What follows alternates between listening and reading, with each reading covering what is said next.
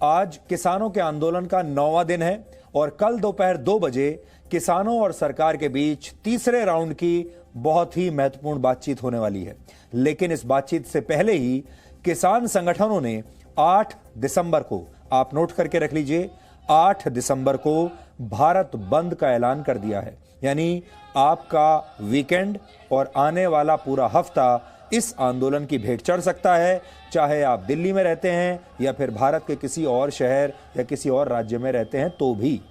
किसानों ने फिर से ये कहा है कि अगर सरकार ने कल की बैठक में तीनों कृषि कानूनों को वापस नहीं लिया तो बड़े पैमाने पर प्रदर्शन इसके बाद शुरू किया जाएगा।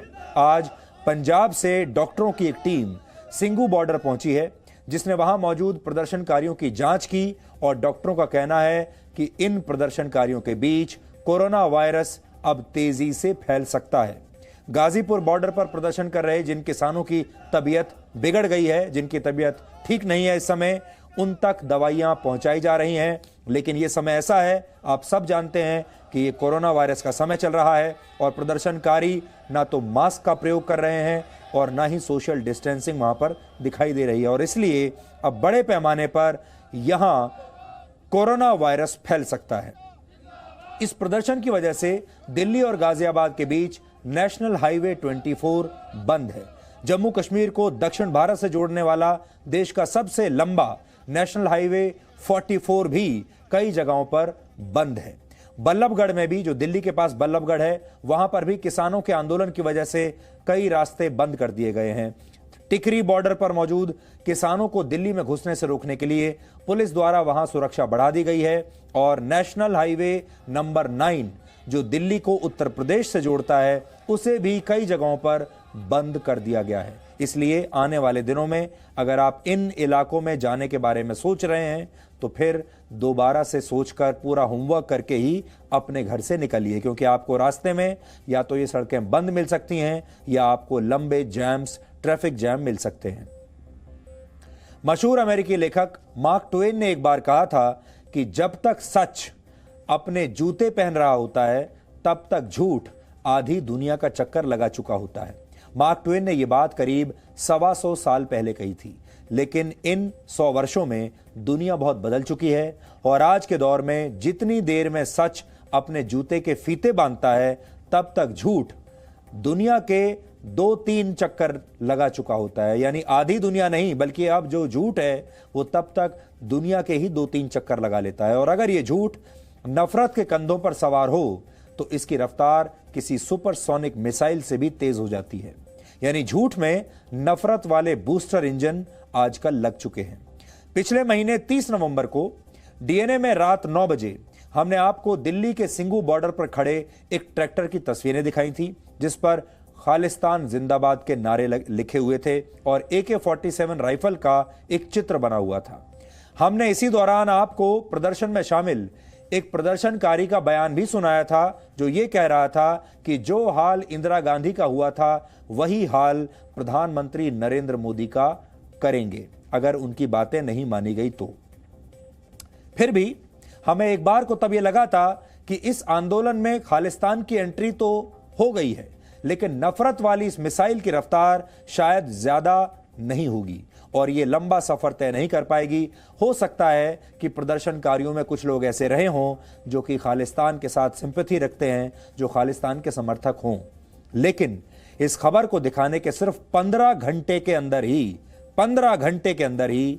न्यूयॉर्क में भारत के किसानों के समर्थन में रैलियां निकाली गईं और इनमें भी खालिस्तानी विचारधारा वाले पोस्टर लहराए गए। और इस पोस्टर को अब आप ध्यान से देखिए।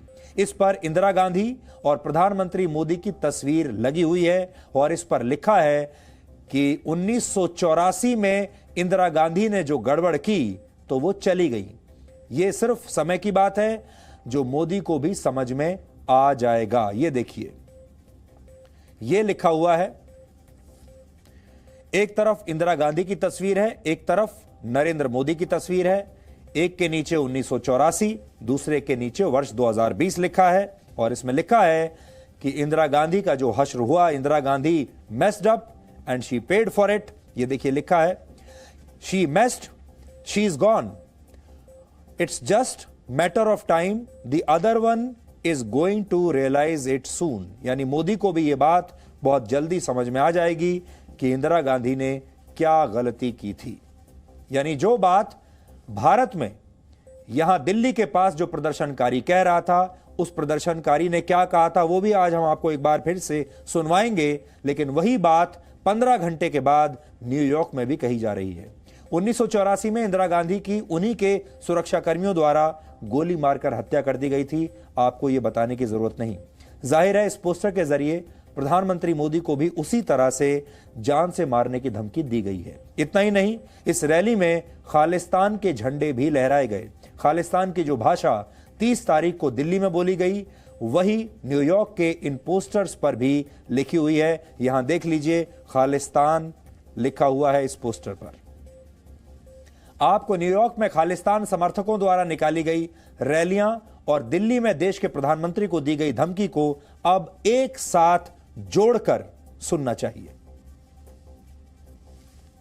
ये तो इतनी का है, ये इंदिरा ठोकती मोदी की शादी में। ये तो इतनी का है, ये इंदिरा ठोकती मोदी की शादी में।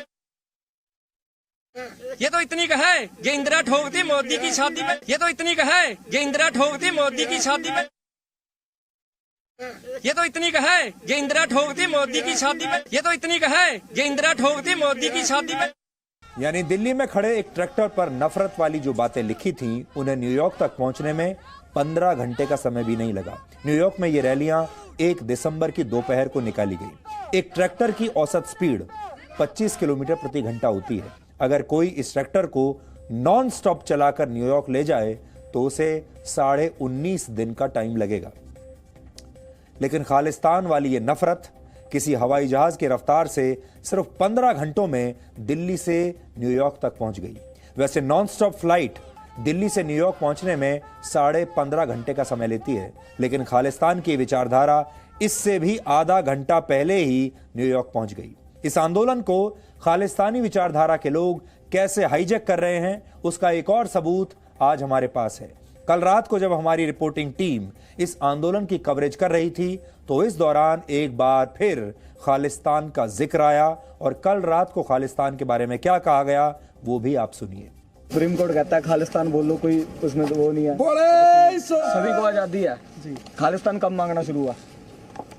मूवमेंट शुरू हुई 78 में। निरंकारियों ने वहां पे कांड किया। संतां ने क्या जिद्दण ਇੱਥੇ ਪਹੁੰਚ ਚੜ ਕੇ ਆਈ ਖਾਲਿਸਤਾਨ ਦੀ ਨੀਂਹ ਰੱਖੀ ਜਾਊਗੀ। ਤੁਸੀਂ ਨੀਂਹ ਰਖਾਤੀ, ਬਣਾਉਣਾ ਨਹੀਂ ਬਣਾਉਣਾ ਇਹ ਬਾਅਦ ਦੀ ਗੱਲ ਹੈ। ਅੱਜ ਤੁਸੀਂ ਨਾਮ ਦਿੰਦੇ ਸ਼ਾਇਦ ਇਸ ਮੂਵਮੈਂਟ 'ਚ ਬਣ ਜਵੇ। ਸਾਡੇ ਲਈ ਤਾਂ ਖੁਸ਼ੀ ਓ ਖੁਸ਼ੀ ਆ। ਖਾਲਿਸਤਾਨ ਦੀ ਜਦੋਂ ਗੱਲ ਹੋਣੀ ਖਾਲਸੇ ਨੇ ਆਪਣੇ ਆਪ ਲੈ ਲੈਣਾ। ਉਹ ਗੱਲਾਂ ਛੱਡ ਦਿਓ, ਉਹ ਤੁਹਾਡੇ ਵੱਸ ਦੀਆਂ ਗੱਲਾਂ ਨਹੀਂ, ਉਹ ਖਾਲਸੇ ਨੇ ਆਪਣੇ ਆਪ ਸੋਚੀ ਹੋਈਆਂ ਕਿਵੇਂ ਕਰਨੀਆਂ ਨੇ। आंदोलन में खालिस्तान की एंट्री की खबर हमने आपको 5 दिन पहले 30 नवंबर को दिखाई थी। इसके बाद 1 तारीख को खालिस्तान के प्रति नर्म रहने वाले देश कनाडा से यह खबर आई कि कनाडा के प्रधानमंत्री जस्टिन ट्रूडो ने किसान आंदोलन का समर्थन किया है और कहा है कि कनाडा इस आंदोलन पर नजर रखे हुए है। जस्टिन ट्रूडो की सरकार पर खालिस्तानियों के प्रति हमदर्दी दिखाने के आरोप पहले भी लग चुके हैं। 2018 में जब जस्टिन ट्रूडो भारत आए थे, तो इस दौरान दिए गए एक डिनर में एक खालिस्तानी आतंकवादी को भी इनविटेशन भेज दिया गया था। दावा किया गया था कि यह आतंकवादी ट्रूडो के आधिकारिक दल का हिस्सा था। हालांकि कनाडा की सरकार इससे इनकार करती है।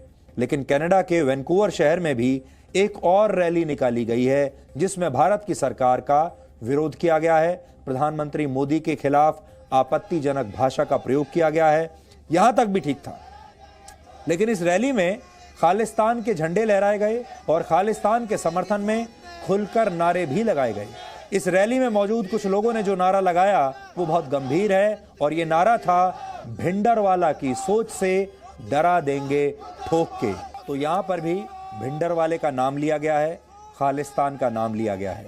खालिस्तान के समर्थक सिखों के लिए एक अलग देश हमेशा मांग करते हैं, और इसके लिए वो आतंकवाद का भी सहारा लेते हैं, सब जानते हैं। अब आप सोचिए, कनाडा की धरती पर अगर कोई व्यक्ति आतंकवादी संगठन ISIS के झंडे लहराने लगे तो वहां की सरकार क्या करेगी? उसे बिना देर किए जेल में डाल दिया जाएगा। लेकिन खालिस्तान के समर्थक खुलेआम कनाडा की सड़कों पर खालिस्तान जिंदाबाद के नारे लगा रहे हैं, भिंडरवाला के नारे लगा रहे हैं, और वहां की सरकार कुछ नहीं कर रही, और इसे लोकतंत्र का नाम दे रही है, इसे फ्रीडम ऑफ स्पीच का नाम दे रही है। कल यानी 3 तारीख को हमने आपको बताया था कैसे खालिस्तान की मांग करने वाले वो संगठन जो विदेशों से संचालित होते हैं वो विदेशों में बसे युवाओं को भड़का रहे हैं। ऐसे ही एक संगठन का नाम है सिख फॉर जस्टिस, जिसने इस आंदोलन में शामिल किसानों को 7.5 करोड़ रुपए की मदद देने का ऐलान किया है। ये संगठन भी खालिस्तान के नाम पर भारत में आतंकवाद फैलाने का काम करता है। आंदोलन में खालिस्तान की एंट्री की ये क्रोनोलॉजी हमारे तमाम दावों को आज पुख्ता कर देगी और ये साबित कर देगी कि किसान आंदोलन को देश विरोधी ताकतें हाईजैक करना चाहती हैं और इसके लिए सिर्फ देश में ही नहीं बल्कि विदेशों में भी जमीन तलाशी जा रही है। और हम इसी से देश को और अपने किसान भाइयों को सावधान करना चाहते हैं। हम फिर से ये कह रहे हैं, हम किसानों के साथ हैं। किसानों की जो मांग है वो लोकतांत्रिक तरीके से जिस तरीके से उठा रहे हैं उसका समर्थन करते हैं, लेकिन हम पहले दिन से किसानों को ये आगाह कर रहे हैं कि कुछ ऐसे लोग हैं, कुछ अलगाववादी लोग हैं जो अपने फायदे के लिए इस आंदोलन को हाईजैक करना चाहते हैं और इसमें बहुत सारी विदेशी ताकतें भी सक्रिय हैं। अब न्यूयॉर्क में जो हुआ वो आपने देख लिया, कनाडा में जो हुआ वो भी आपने देख लिया। पंजाब के मुख्यमंत्री कैप्टन अमरिंदर सिंह ने कल देश के गृह मंत्री अमित शाह से मुलाकात के बाद यही कहा था कि इस आंदोलन का असर देश की सुरक्षा पर भी पड़ सकता है। और इसके जवाब में आज पंजाब के पूर्व उप मुख्यमंत्री सुखबीर सिंह बादल ने एक ट्वीट किया है और लिखा है कि पंजाब के किसानों के साथ जब भी कुछ अच्छा होता है तो अमरिंदर सिंह को देश की सुरक्षा खतरे में लगने लगती है। उन्होंने ये भी लिखा कि इंदिरा गांधी की आत्मा आज भी अमरिंदर सिंह में जिंदा है। जाहिर है अमरिंदर सिंह की बातों को इंदिरा गांधी से जोड़कर सुखबीर बादल कुछ इशारा करने की कोशिश कर रहे हैं। अब हम आपको एक और बड़ी खबर बताते हैं। नफरत के संक्रमण को समाप्त करने के लिए अभी तक कोई वैक्सीन बनी नहीं है, लेकिन कोरोना वायरस के खिलाफ वैक्सीन अब बहुत जल्द आने वाली है और समय रहते ये लोगों तक पहुंच जाए, इसके लिए भारत में अब युद्ध स्तर पर तैयारियां शुरू हो गई हैं। लेकिन कुछ लोग वैक्सीन से आने से पहले ही अफवाह की डोज आप तक पहुंचाना चाहते हैं और आज हम आपको इसी से सावधान करेंगे। पहले आप ये जान लीजिए कि वैक्सीन को लेकर आज का अपडेट क्या है। कोरोना वायरस की वैक्सीन की तैयारियों पर आज प्रधानमंत्री नरेंद्र मोदी की अध्यक्षता में दूसरी बार सर्वदलीय बैठक हुई। बैठक में वैक्सीन के वितरण, उसके इस्तेमाल, राज्य सरकारों की चिंताएं और अफवाहों को रोकने के विषय पर चर्चा हुई। इस बैठक से जो 5 बड़ी बातें सामने आई हैं वो आपको अब जाननी चाहिए। पहली ये कि अगले कुछ हफ्तों में कोरोना वायरस की वैक्सीन तैयार हो सकती है। दूसरी बात, वैज्ञानिकों की मंजूरी के बाद देश भर में टीकाकरण अभियान शुरू हो सकता है। तीसरी बात, वैक्सीन आने से पहले इसे लेकर कई तरह की अफवाहें और फेक न्यूज फैलाई जा सकती है, जिसके लिए आपको बहुत जागरूक रहना होगा। भारत में 8 वैक्सीन ट्रायल के अलग अलग चरणों में है और विदेशों में बन रही वैक्सीन के उत्पादन में भी भारत की अहम भूमिका होगी। और आखिरी बात यह कि सबसे पहले यह वैक्सीन स्वास्थ्य कर्मियों को लगेगी, फ्रंटलाइन वर्कर्स को लगेगी और बुजुर्गों को यह वैक्सीन सबसे पहले दी जाएगी और आपका नंबर इसके बाद आएगा। पहले आप इस बारे में प्रधानमंत्री की कुछ महत्वपूर्ण बातों को सुन लीजिए और फिर हम आपको बताएंगे कि कोरोना वायरस की वैक्सीन को फेक न्यूज की नजर से कैसे बचाया जा सकता है। भारत की अपनी 3 अलग अलग वैक्सीन का ट्रायल अलग अलग चरणों में है। एक्सपर्ट्स ये मानकर चल रहे हैं कि अब कोरोना की वैक्सीन के लिए बहुत ज्यादा इंतजार नहीं करना पड़ेगा। माना जा रहा है कि अगले कुछ हफ्तों में कोरोना की वैक्सीन तैयार हो जाएगी।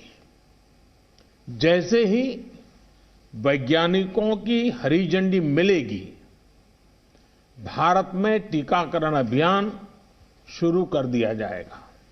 आप सभी जानते हैं कि जब भी इतना व्यापक टीकाकरण अभियान चलता है तो अनेक प्रकार की अफवाहें भी समाज में फैलाई जाती हैं।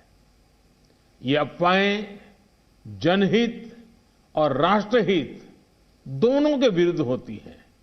इसलिए हम सभी दलों का ये दायित्व है कि देश के नागरिकों को ज्यादा से ज्यादा जागरूक करें, उन्हें किसी भी अफवाह में बचाएं। इसके साथ ही हम जानते हैं दुनिया में जिस प्रकार से कर्व बदल रहा है और चित्र कहां से कहां जाएगा कोई कह नहीं सकता है, और ऐसे में हमारे जो प्रूवन रास्ते हैं, प्रूवन हथियार है, उसको हमने कभी भी छोड़ना नहीं है। सरकार को यह डर है कि कोरोना की वैक्सीन को लेकर फेक न्यूज और अफवाहें फैलाई जा सकती हैं और इसके लिए सोशल मीडिया का इस्तेमाल होगा। सोशल मीडिया पर अफवाहों का संक्रमण बहुत तेजी से फैलता है। व्हाट्सएप जैसे प्लेटफॉर्म्स का इस्तेमाल अफवाहें फैलाने के लिए बहुत आसानी से किया जा सकता है और भविष्य में कोरोना की वैक्सीन को लेकर कैसे अफवाहें उड़ाई जा सकती हैं, अब वो आपको समझना चाहिए।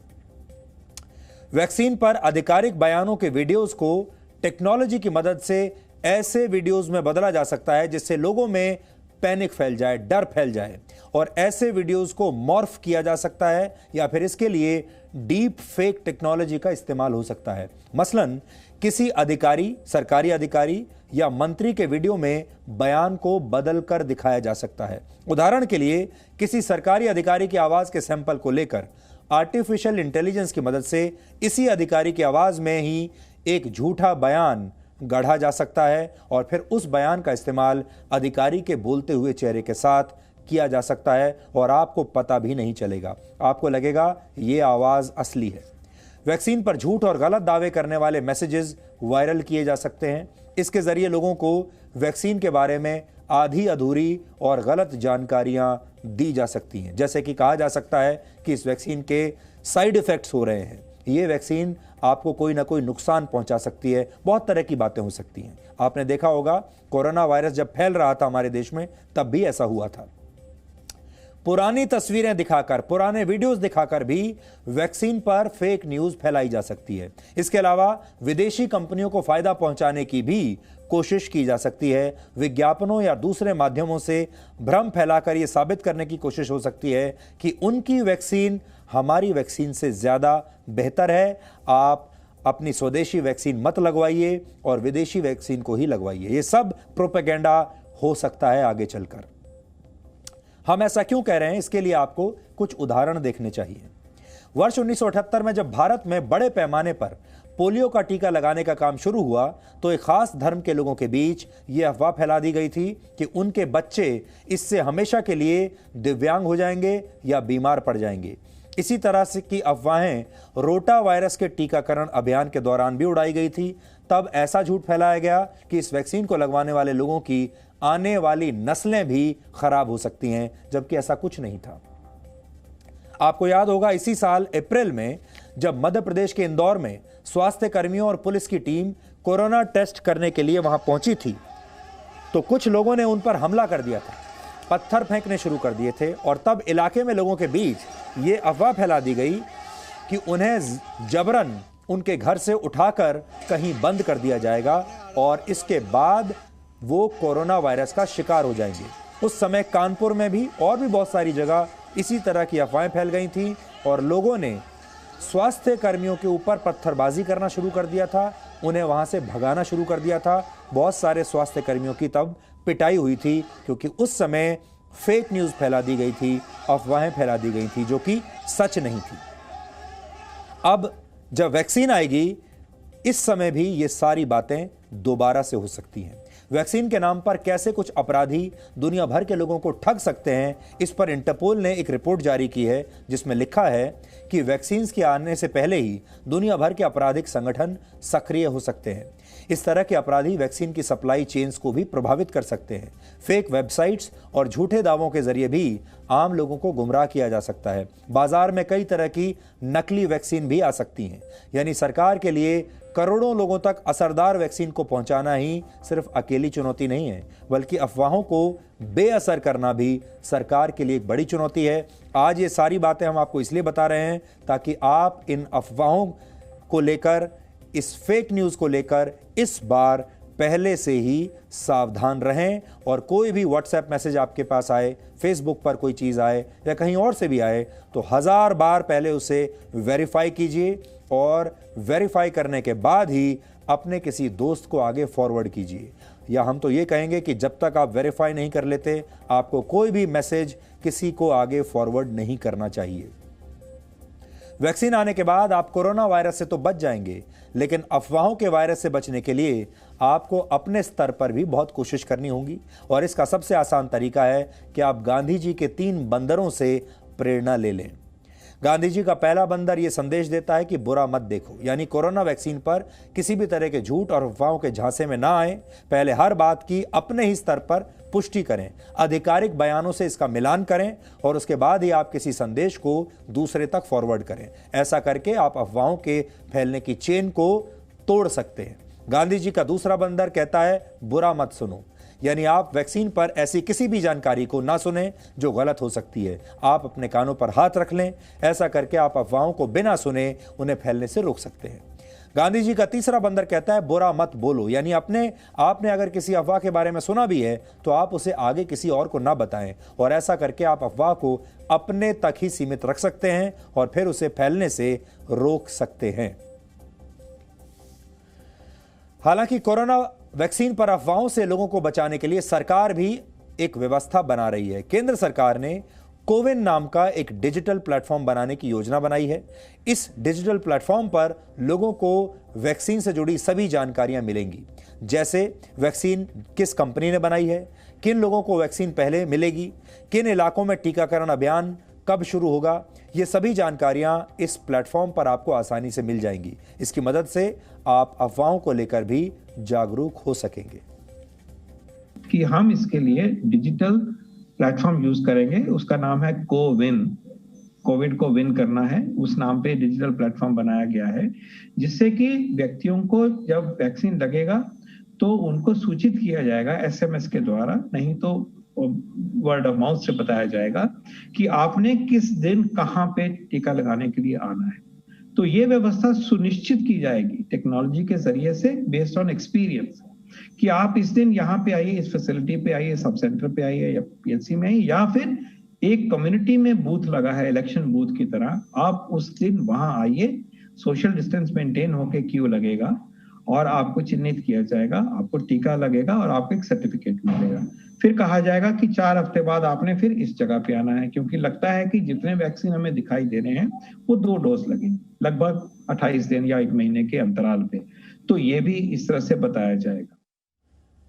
अब बड़ा सवाल जो हमारे देश का हर नागरिक पूछ रहा है, और वो ये कि आप तक ये वैक्सीन कब पहुंचेगी। तो सरकार ने इसके लिए भी योजना बनाई है। पहले चरण में 30 करोड़ वैक्सीन लगाई जाएंगी। 30 करोड़। सबसे पहले 1 करोड़ हेल्थ वर्कर्स को ये कोरोना का टीका लगाया जाएगा। फिर 2 करोड़ फ्रंट लाइन वर्कर्स को कोरोना वैक्सीन मिलेगी। और इसी चरण में देश के लगभग 27 करोड़ सीनियर सिटीजन्स को वैक्सीन लगाई जाएगी। और फिर आपका नंबर आएगा। यानी जिस वैक्सीन का इंतजार बेसब्री से लोग कर रहे हैं, वो वैक्सीन अगले कुछ हफ्तों में आ सकती है। हालांकि आपको वैक्सीन के साथ अफवाहों पर भी पूरा ध्यान रखना होगा। अब हम आज की एक और बड़ी राजनीतिक खबर के बारे में आपको बताना चाहते हैं। यह राजनीति की दुनिया की आज की सबसे बड़ी खबर है। ग्रेटर हैदराबाद नगर निगम यानी GHMC के चुनावी नतीजों का विश्लेषण अब हम करेंगे, क्योंकि आज इन चुनावों की चर्चा पूरे देश में हो रही है, क्योंकि बीजेपी ने पूरे देश को हैरान कर दिया है। आमतौर पर नगर निगम चुनाव सड़क, सीवर, नाली और पानी जैसे मुद्दों तक सीमित रहते हैं, यानी इनमें लोकल इश्यूज होते हैं नगर निगम के चुनावों में। हैदराबाद नगर निगम चुनाव के प्रचार में निजाम कल्चर, राष्ट्रवाद, रोहिंग्या मुसलमान, जिन्ना, सर्जिकल स्ट्राइक, परिवारवाद और हैदराबाद का नाम बदलकर भाग्य नगर रखे जाने की बातें हुई हैं। और इसीलिए आज हमने एक नगर निगम चुनाव का विश्लेषण करने का फैसला किया। चुनाव के नतीजों में TRS यानी तेलंगाना राष्ट्रीय समिति सबसे बड़ी पार्टी है, लेकिन बीजेपी के अच्छे प्रदर्शन ने GHMC की सत्ता का समीकरण बदल दिया है। 4 से सीधे 46 सीटें जीतकर बीजेपी का ग्राफ बहुत तेजी से ऊपर गया। आप सोचिए, बीजेपी पहले 4 सीटों पर थी और हैदराबाद जैसे शहर में, जिसे बीजेपी का गढ़ नहीं माना जाता, TRS का गढ़ माना जाता है, ओवैसी का गढ़ माना जाता है, वहां बीजेपी 4 से सीधे 46 सीटों पर लंबा जंप लगाकर पहुंच गई। जबकि पिछले चुनाव में 99 सीटें जीतने वाली टीआरएस का प्रदर्शन इस बार काफी खराब रहा है। वो 99 से 56 सीटों पर पहुंच गई है, उसकी संख्या घट गई है। यह तब है जब टीआरएस की ही वहां पर सरकार भी है। असदुद्दीन ओवैसी की पार्टी के प्रदर्शन में भी कोई ज्यादा बदलाव नहीं हुआ है। 150 सीटों में अभी तक 146 सीटों के नतीजे घोषित हो चुके हैं और ओवैसी की पार्टी लगभग अपने पुराने प्रदर्शन पर ही है। पहले 42 जीती थी, इस बार 44।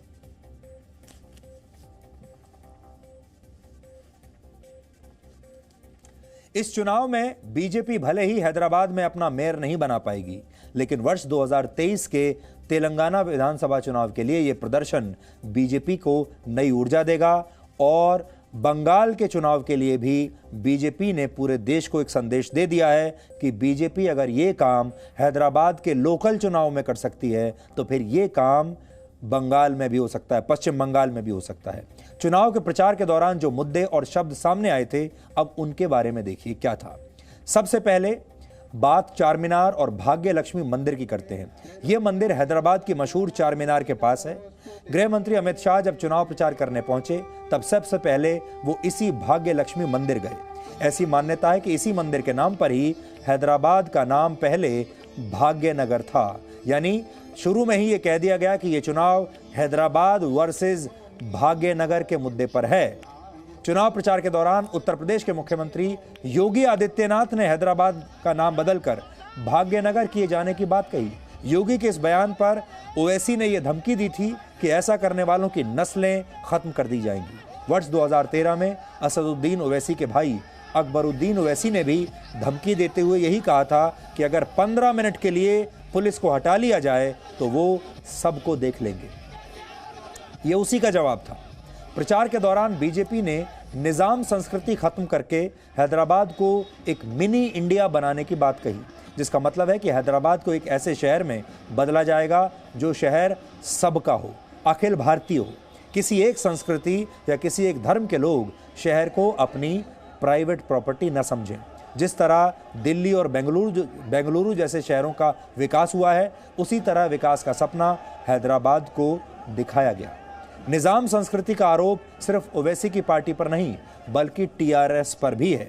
मुख्यमंत्री के चंद्रशेखर राव के बारे में कहा जाता है कि वो किसी राजा महाराजा की तरह अपने बड़े से फार्म हाउस से ही सरकार चलाते हैं। एक महल में रहते हैं और उसी महल से सरकार चलाते हैं और मुस्लिम तुष्टीकरण की भी पूरी कोशिश करते हैं। उनकी पार्टी में परिवारवाद का वर्चस्व है, लेकिन इन नतीजों ने तेलंगाना के मुख्यमंत्री को आने वाले खतरे का एहसास करा दिया है। जबकि बीजेपी के लिए यह सफलता हैदराबाद में 1948 में चलाए गए ऑपरेशन पोलो के दौरान मिली जीत के जैसी है।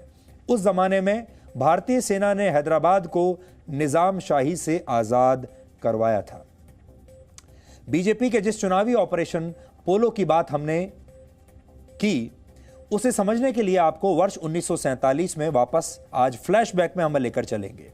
वर्ष 1947 में जब ब्रिटिश सरकार भारत छोड़ रही थी, अंग्रेज यहां से जा रहे थे, तब यहां की 3 रियासतें कश्मीर, जूनागढ़ और हैदराबाद भारत में अपना विलय करने के लिए तैयार नहीं थी। बस ये 3 ही बचे थे। उस समय आबादी और जीडीपी के हिसाब से हैदराबाद भारत की सबसे बड़ी रियासत थी और यही रियासत काबू में नहीं आ रही थी। हैदराबाद की 80% आबादी हिंदू थी, लेकिन अल्पसंख्यक मुसलमान वहां प्रशासन और सेना में महत्वपूर्ण पदों पर थे। हैदराबाद के निजाम मीर उस्मान अली खान सिद्दीकी के संरक्षण में रजाकार सेना का गठन किया गया था और रजाकार हैदराबाद के निजाम की प्राइवेट आर्मी थी जो गैर मुस्लिमों पर लगातार हमला कर रही थी, अत्याचार कर रही थी। तब प्रधानमंत्री जवाहरलाल नेहरू इस मसले को शांतिपूर्ण तरीके से सुलझाना चाहते थे, लेकिन गृह मंत्री सरदार पटेल का मानना था कि हैदराबाद भारत के पेट में कैंसर की तरह है जिसे बर्दाश्त नहीं किया जा सकता। सरदार पटेल ने इस अराजकता पर रोक लगाने का फैसला किया और 13 सितंबर 1948 को हैदराबाद का भारत में विलय करने के लिए एक ऑपरेशन शुरू किया जिसका नाम था ऑपरेशन पोलो। सिर्फ 100 घंटे के इस सैन्य अभियान के बाद ही हैदराबाद भारत का हिस्सा बन गया था। भारतीय सेना की इस कार्रवाई को ऑपरेशन पोलो का नाम दिया गया क्योंकि उस समय हैदराबाद में पोलो सबसे मशहूर खेल था, जो हॉकी की तरह एक खेल होता है जिसे हाथी या घोड़े की सवारी करते हुए खेला जाता था। 15 अगस्त 1947 को भारत आजाद हुआ था। तब भारत से जाते वक्त अंग्रेजों ने कहा था कि 15 वर्षों में भी कोई भारत की 565 रियासतों को एक साथ जोड़ नहीं पाएगा। लेकिन सरदार पटेल ने सिर्फ 2 साल के अंदर पूरे भारत को एक सूत्र में बांध दिया था। लेकिन ये बिल्कुल आसान नहीं था। आजादी से पहले भारत के एक बड़े हिस्से पर अंग्रेजों की सीधी हुकूमत थी और दूसरा हिस्सा वो था जिस पर राजाओं और रजवाड़ों की हुकूमत थी, नवाबों की हुकूमत थी। ये ऐसी रियासतें थीं जो ब्रिटेन की महारानी की गुलामी स्वीकार कर चुकी थी। तो आप सोच लीजिए, ये वो थे जिन्होंने महारानी की गुलामी को स्वीकार कर लिया था इस शर्त पर कि इनकी शानो शौकत बरकरार रहे, इनके ठाट बाट बरकरार रहें, इनके दरबार ऐसे ही चलते रहें। सबसे बड़े कायर यही थे। इनमें से कई राजाओं के पास अपनी सेनाएं और कुछ के पास तो अपने लड़ाकू विमान भी थे। इन 565 रियासतों को भारत में जोड़ना आसान नहीं था। कश्मीर और हैदराबाद का विलय सरदार पटेल के सामने सबसे बड़ी चुनौती था, लेकिन सरदार पटेल ने अपनी कूटनीति से हैदराबाद के नवाब को घुटने टेकने के लिए मजबूर कर दिया था। आज़ादी से पहले हैदराबाद के निज़ाम का खजाना पूरी दुनिया में मशहूर था, बहुत पैसा था उनके पास। वर्ष 1937 में अमेरिका की टाइम मैगजीन के कवर पेज पर निज़ाम की तस्वीर छापी गई थी और तब उन्हें दुनिया का सबसे अमीर इंसान बताया गया था। हैदराबाद के आखिरी निज़ाम नवाब मीर उस्मान अली खान के पास दुनिया का 7वां सबसे बड़ा हीरा जेकब डायमंड था। 184 कैरेट के इस हीरे की कीमत कई 100 करोड़ रुपए होने का दावा किया जाता है, लेकिन निज़ाम इस हीरे को पेपर वेट की तरह इस्तेमाल करते थे। कहा जाता था कि निज़ाम के पास असली मोतियों का इतना बड़ा खजाना था कि अगर उन्हें सड़क पर बिछा दें तो वो कई किलोमीटर के इलाके को घेर लेता। वर्ष 2008 में फोर्ब्स मैगजीन ने उन्हें दुनिया का सर्वकालिक 5वां सबसे धनवान व्यक्ति बताया था। फोर्ब्स ने निज़ाम की कुल संपत्ति $210 बिलियन यानी आज के हिसाब से 15.5 लाख करोड़ रुपए होने का अनुमान लगाया था, जबकि आज दुनिया के सबसे धनी व्यक्ति जेफ बेजोस की संपत्ति भी 14 लाख करोड़ रुपए ही है और पूरे हैदराबाद की आज की जीडीपी भी निज़ाम की कुल संपत्ति का सिर्फ तीसरा हिस्सा है। आज के हैदराबाद का निज़ाम संस्कृति से मुक्त होना इसलिए भी ज़रूरी है क्योंकि हैदराबाद एक तेज़ी से उभरता हुआ शहर है और निज़ामों के तौर तरीकों से इस शहर को चलाना इस शहर के विकास के लिए घातक होगा। हैदराबाद वो शहर है जहां पर दुनिया की सबसे बड़ी टेक्नोलॉजी कंपनियों जैसे माइक्रोसॉफ्ट, IBM, अमेजॉन और गूगल के ऑफिस हैं। इसीलिए इसे साइबर सिटी भी कहा जाता है। हैदराबाद को भारत की फार्मास्यूटिकल कैपिटल भी कहते हैं। उत्पादन के लिहाज से हैदराबाद में देश की 1/3 दवाइयां बनती हैं। हैदराबाद देश की 5वीं सबसे बड़ी अर्थव्यवस्था वाला शहर है। लेकिन हैदराबाद के जो हिंदू हैं उसके बारे में भी हम आपको बताते हैं।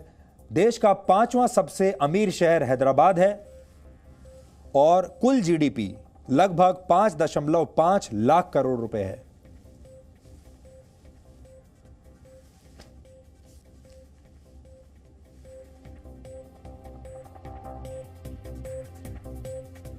पांचवी सबसे बड़ी अर्थव्यवस्था है हैदराबाद, जो आप देख सकते हैं। और बीजेपी जो कह रही है वो ये कहती है कि हैदराबाद को वो बेंगलुरु की तरह बनाना चाहते हैं, हैदराबाद को वो देश के बाकी शहरों की तरह बनाना चाहते हैं, इसे धर्म के नाम पर बांटना नहीं चाहते। और जब हम आपको बात बता रहे थे ऑपरेशन पोलो के बारे में, 13 सितंबर 1948 से लेकर 17 सितंबर 1948 तक भारत के 36,000 सैनिकों ने हैदराबाद में डेरा डाल दिया था और निजाम की रजाकार सेना को हिंसक संघर्ष के बाद हराया और हैदराबाद का विलय भारत में कर दिया। हालांकि सरदार पटेल ने तब इसे पुलिस द्वारा की गई एक कार्रवाई का नाम दिया था, यानी इसे बहुत डाउन प्ले कर दिया था। निजाम को उम्मीद थी कि उनकी रजाकार सेना उन्हें बचा लेगी, लेकिन हैदराबाद के हिंदू उस समय भारतीय सेना के समर्थन में उतर आए थे, क्योंकि निजाम उस जमाने में हैदराबाद की जो बहुसंख्यक आबादी थी उस पर अल्पसंख्यक आबादी के जरिए अत्याचार करवाते थे। और इसीलिए इस ऑपरेशन पोलो की याद अब बीजेपी दोबारा हैदराबाद के लोगों को दिलाना चाहती है। ऑपरेशन पोलो की जो पृष्ठभूमि है वो ये है जो आज हमने आपको बताई। लेकिन कुल मिलाकर ये एक बहुत बड़ी बात है, क्योंकि हैदराबाद एक ऐसी जगह है जहां बीजेपी को बहुत कमजोर माना जाता है। बीजेपी का वो गढ़ नहीं है, टीआरएस का गढ़ हुआ करता था। लेकिन और ओवैसी का आजकल बहुत बोलबाला है। आपने देखा होगा टेलीविजन पर हर समय आपको ओवैसी नजर आते हैं और ओवैसी तेजी से उभरती हुई एक राजनीतिक फोर्स है भी। लेकिन बीजेपी जिस तरीके से छलांग लगाकर इतने आगे निकल गई इस बार, उससे एक बहुत बड़ा संदेश गया है। और आपने ये भी देखा होगा कि ये लोकल चुनाव था, यानी नगर निगम का चुनाव था, और ऐसे में भी बीजेपी की जो टॉप लीडरशिप है वो सारी की सारी वहां पहुंच गई। बीजेपी के योगी आदित्यनाथ जैसे जो मुख्यमंत्री हैं वो वहां पर चुनाव प्रचार करने के लिए पहुंच गए और उन्होंने इस छोटे से लोकल चुनाव को एक राष्ट्रीय चुनाव में बदल दिया। और इस लोकल चुनाव में लोगों ने जो वोट डाला उसमें राष्ट्रीय जो मुद्दे थे वो हावी हो गए। हालांकि आपने देखा होगा कि कितने सारे राज्य ऐसे हैं जहां राष्ट्रीय मुद्दे नहीं चलते, वहां विधानसभा चुनाव में लोकल मुद्दे ही चलते हैं।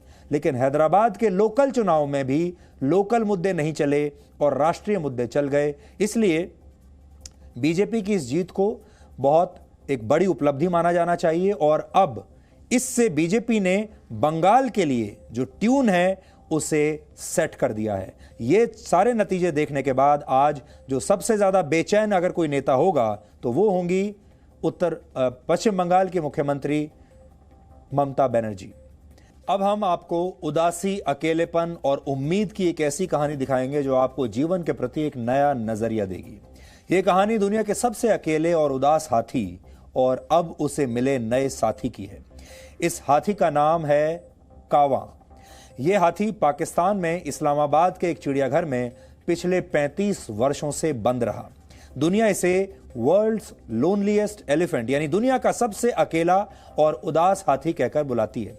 लेकिन अब इस हाथी के जीवन का कायाकल्प हो गया है, क्योंकि इस हाथी को उसका नया घर मिल गया है और नए घर के साथ साथ उसे एक नया साथी भी मिल गया है। और ये उस हाथी की नई तस्वीरें हैं लेटेस्ट, और उसके नए साथी की भी तस्वीरें हैं। यह हाथी इस्लामाबाद से कंबोडिया की वाइल्ड लाइफ सेंचुरी अब पहुंच चुका है और इस्लामाबाद हाईकोर्ट में इस हाथी की आजादी के लिए पहले एक लंबा मुकदमा चला, जिसके बाद 21 मई 2020 को कोर्ट ने इस हाथी को कंबोडिया शिफ्ट करने का फैसला सुनाया। सोचिए, इस हाथी का मामला ऐसा था कि हाई कोर्ट तक पहुंच गया। अब इसके के अच्छे दिन आ गए हैं, क्योंकि अब ये पाकिस्तान के चिड़ियाघर से निकलकर कंबोडिया के जंगलों में है और वहां इसे इसका एक नया दोस्त भी मिल गया है। कोरोना काल से पहले जब लोग किसी से मिलते थे तो एक दूसरे से हाथ मिलाया करते थे, लेकिन हाथियों की दुनिया में जब कोई हाथी किसी दूसरे हाथी से मिलता है तो वो अपनी सूंड मिलाकर एक दूसरे का स्वागत करते हैं। और ऐसा ही इस हाथी ने अपने नए साथी को देखकर किया। लेकिन कावा की कहानी की इस हैप्पी एंडिंग के पीछे उदासी और अकेलेपन की एक बहुत लंबी और दुखद कहानी है। यह कहानी श्रीलंका में वर्ष 1985 में शुरू होती है, जब इस हाथी का जन्म श्रीलंका में हुआ था और इसी साल श्रीलंका की सरकार ने पाकिस्तान की सरकार को यह हाथी तोहफे में भेज दिया था।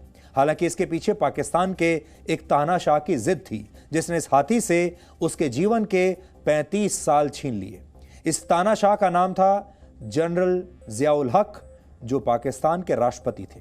पाकिस्तान के पूर्व राष्ट्रपति जनरल जियाउल हक ने अपनी बेटी जैन के साथ अभिनेता राजेश खन्ना की एक फिल्म देखी थी जिसका नाम था हाथी मेरे साथी।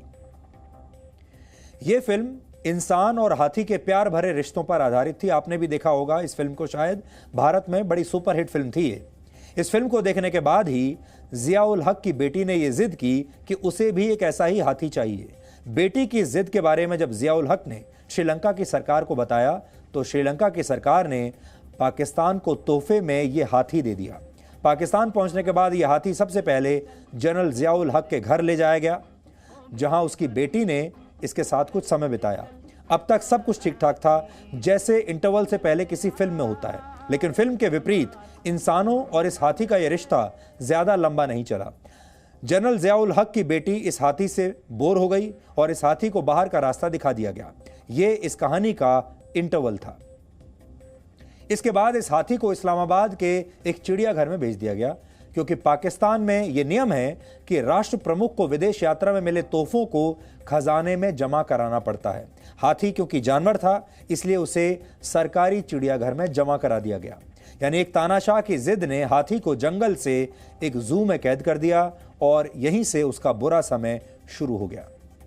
यह हाथी इस्लामाबाद के इस जू में 35 वर्षों तक बंद रहा और इस दौरान इसने कई यातनाएं झेली और यह हाथी धीरे धीरे उदास रहने लगा, अकेलेपन का शिकार हो गया।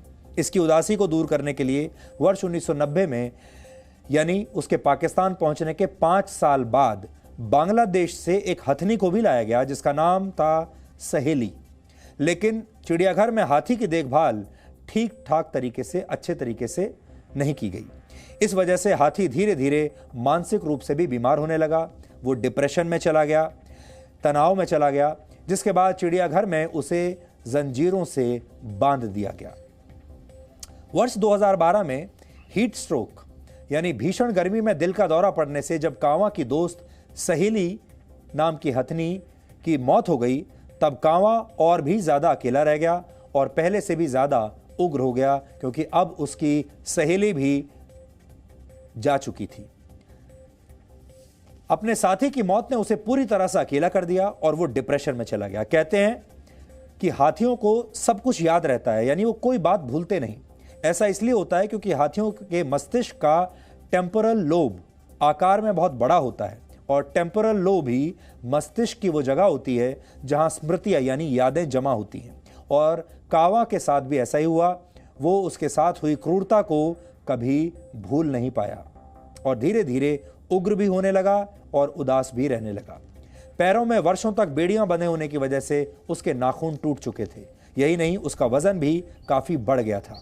यह ठीक ऐसा ही था जैसे किसी अकेले और उदास हो चुके इंसान के साथ भी होता है। इस हाल में हाथी को पाकिस्तान से कंबोडिया भेजना बहुत मुश्किल काम था। ऐसे में जानवरों के लिए काम करने वाली अमेरिका की सिंगर जिनका नाम है शेर और ऑस्ट्रिया की एक संस्था जिसका नाम है 4 पॉज इंटरनेशनल, इनकी टीम ने इस्लामाबाद के उस जू को संपर्क किया जहां यह हाथी बंद था। इस टीम ने 3 महीने तक इसका ख्याल रखा और विशेष डाइट की मदद से इस हाथी का वजन 450 किलोग्राम तक घटा दिया। पिछले महीने की 24 तारीख को इस्लामाबाद में इस हाथी के लिए एक फेयरवेल पार्टी रखी गई। इस विदाई समारोह में पाकिस्तान के कुछ मंत्री और कुछ सिंगर्स भी शामिल हुए थे। पाकिस्तान से कंबोडिया पहुंचने के बाद अब 35 साल के इस हाथी का एकांतवास समाप्त हो चुका है और इसे एक नया साथी भी मिल गया है। लेकिन दुनिया भर में अब भी ऐसे हजारों लाखों जानवर हैं जो अपना दर्द बता नहीं सकते, जो ये नहीं कह सकते कि वो डिप्रेशन में हैं, वो दुखी हैं, वो अकेले हैं, जो अपनी मुसीबतों के लिए आंदोलन नहीं कर सकते, सड़कों पर उतरकर प्रोटेस्ट नहीं कर सकते, नारेबाजी नहीं कर सकते। दुनिया भर में 10,000 से ज्यादा चिड़ियाघर हैं। ये जू जंगल के मुकाबले 60 से 100 गुना छोटे होते हैं, छोटे आकार के होते हैं। जंगलों की तरह तो ये बन ही नहीं सकते। अफ्रीका में पाए जाने वाले हाथियों के पास इतना बड़ा जंगल है कि वो अपने पूरे जीवन काल में 5,000 वर्ग किलोमीटर के इलाके में घूम सकते हैं, घूम पाते हैं। जबकि एशिया में पाए जाने वाले हाथी जंगलों में रहते हुए 700 से 1,000 वर्ग किलोमीटर में विचरण कर सकते हैं। इतना बड़ा इलाका इन हाथियों को चाहिए होता है। लेकिन जब इन हाथियों को किसी छोटे से चिड़ियाघर में लाकर कैद कर दिया जाता है तो ये ज्यादा चल नहीं पाते और इसकी वजह से इन्हें कई गंभीर बीमारियां हो जाती हैं, इनका वजन बढ़ने लगता है, ये डिप्रेशन में चले जाते हैं। यही नहीं, जंगलों में रहने वाले जानवरों के मुकाबले चिड़ियाघर में रहने वाले जानवरों का स्वभाव भी ज्यादा चिड़चिड़ा हो जाता है। ब्रिटेन की ऑक्सफोर्ड यूनिवर्सिटी की एक रिसर्च के मुताबिक कैद में रखे गए भालू, शेर, बाघ और चीता जैसे जानवर अक्सर तनाव का शिकार हो जाते हैं और इनमें से कुछ जानवर पागल भी हो जाते हैं। 4,500 हाथियों पर किए गए एक सर्वे के मुताबिक चिड़ियाघर में रहने वाले हाथियों की औसत आयु घटकर सिर्फ 19 वर्ष रह जाती है, जबकि अपने प्राकृतिक परिवेश में एक हाथी लगभग औसतन 56 वर्ष तक जिंदा रह सकता है। माना जाता है कि भारत में करीब 6,000 वर्ष पहले इंसानों ने हाथियों को पालना शुरू कर दिया था। ऋग्वेद और उपनिषदों में भी अलग अलग उद्देश्यों से हाथी पाले जाने का उल्लेख मिलता है।